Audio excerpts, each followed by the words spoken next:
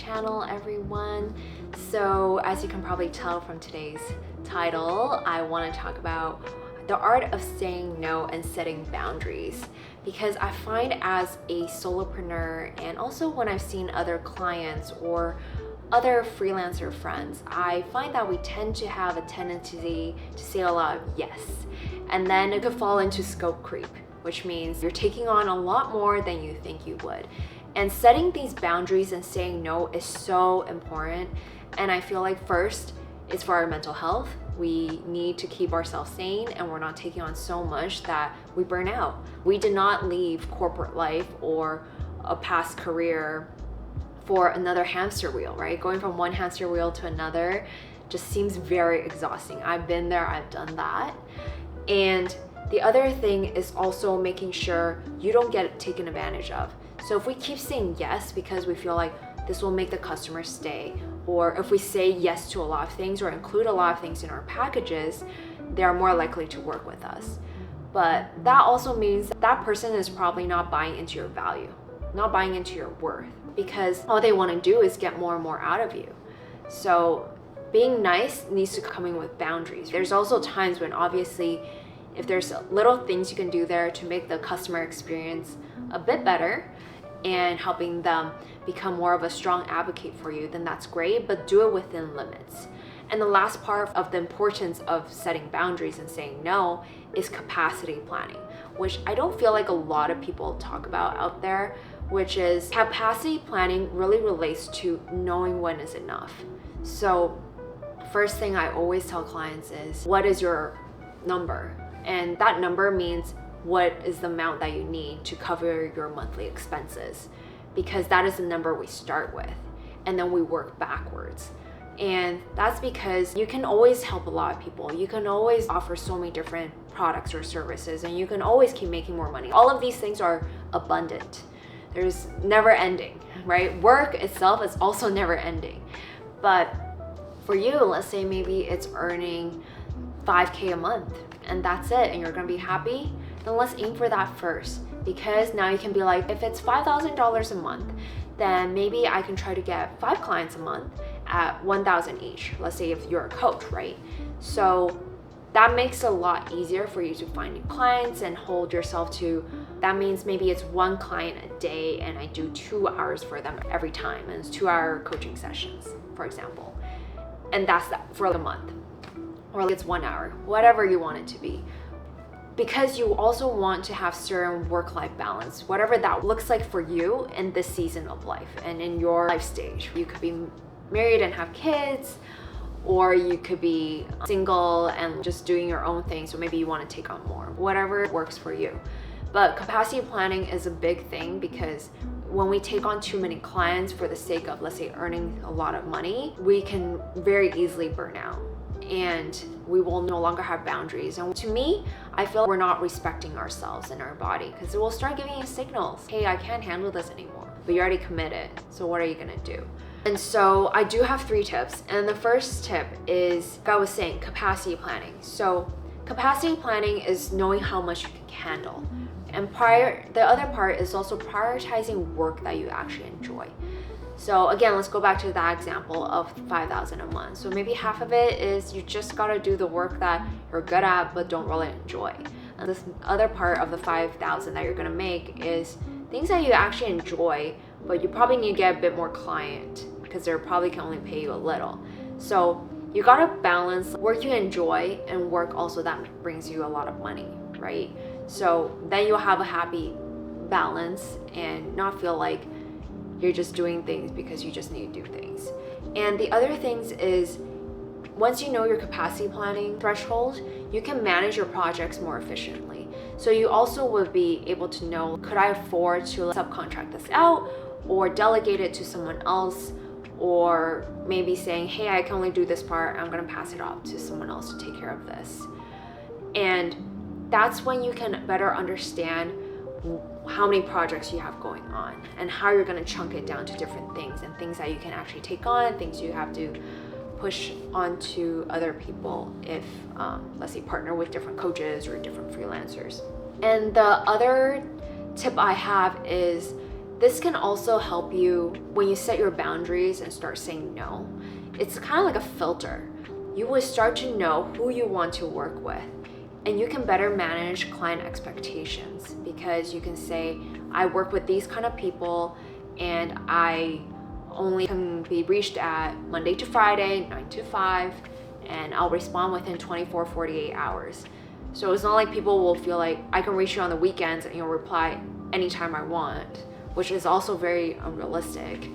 So if you tend to attract those kind of people, once you start setting boundaries, you will see those people fall off. You won't start attracting those people anymore because those people realize they can't stick to you like the other ones were. And the other ones is saying, knowing who you want to work with, as well as now your worth and you respect yourself, now you'll be more clear.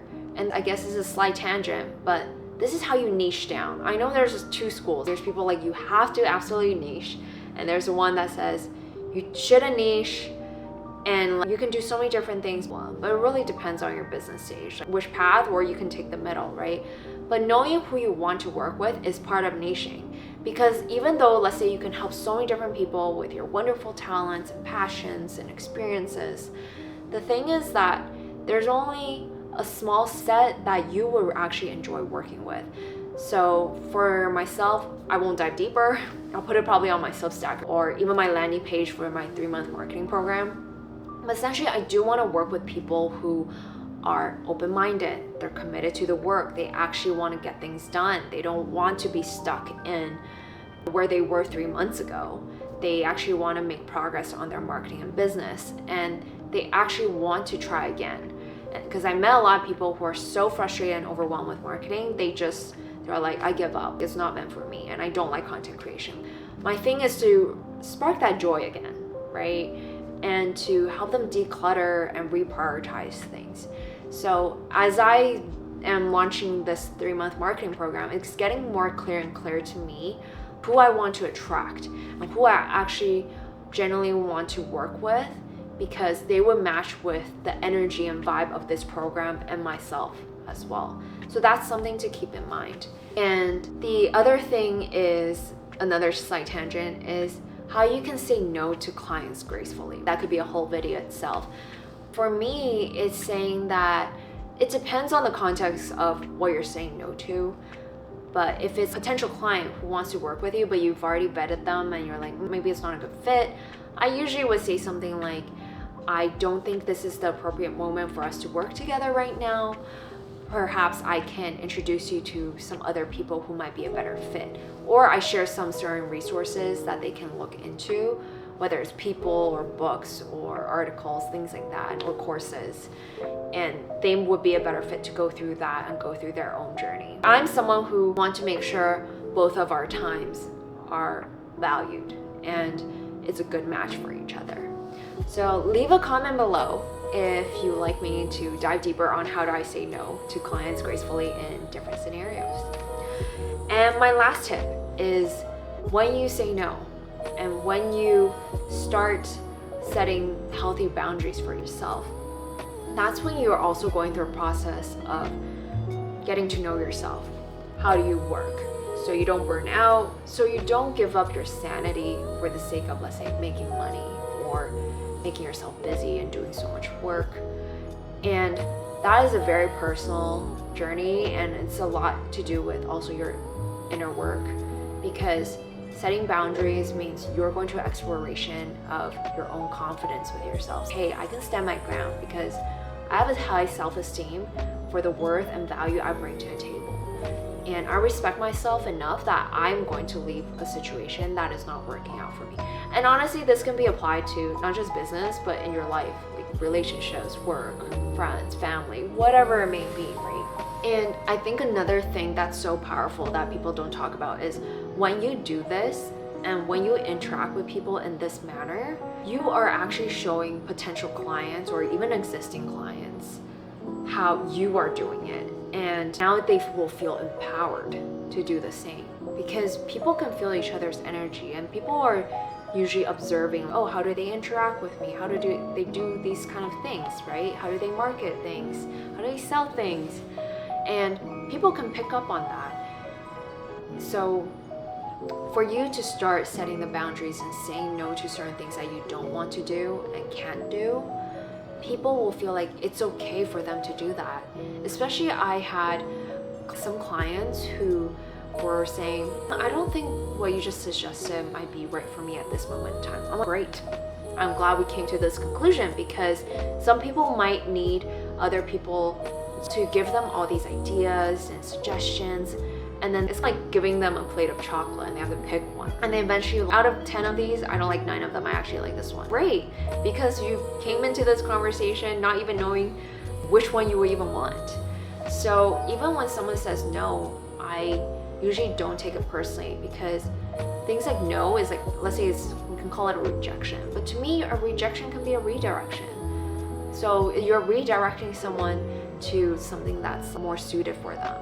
Or even the clients who tell me, it's like, no, I think I want to do this, and that's great. Inadvertently redirected them to the path that they were meant to take on or try. And I already think that's very valuable to people who previously might not have come to that themselves.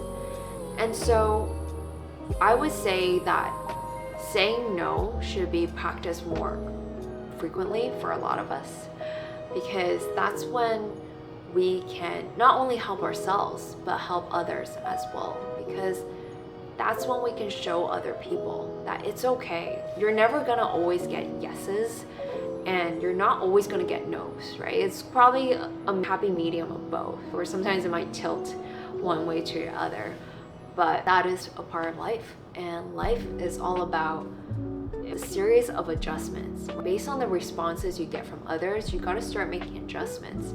And that's how we adapt, because change is truly the only constant. So your boundaries might change and might be for the better for the future, right? But you gotta set them now so people can see what it's like we won't go there, or they don't do this, so maybe we only keep it to this. So if it's anything you take away from today's video, I would say learn your self-worth and know when to respect yourself, and knowing that balance of giving help to someone but not at the expense of yourself and your health. And that's it for today. So if you like today's content, please like and subscribe and share with your friends. I'll see you next time. Bye.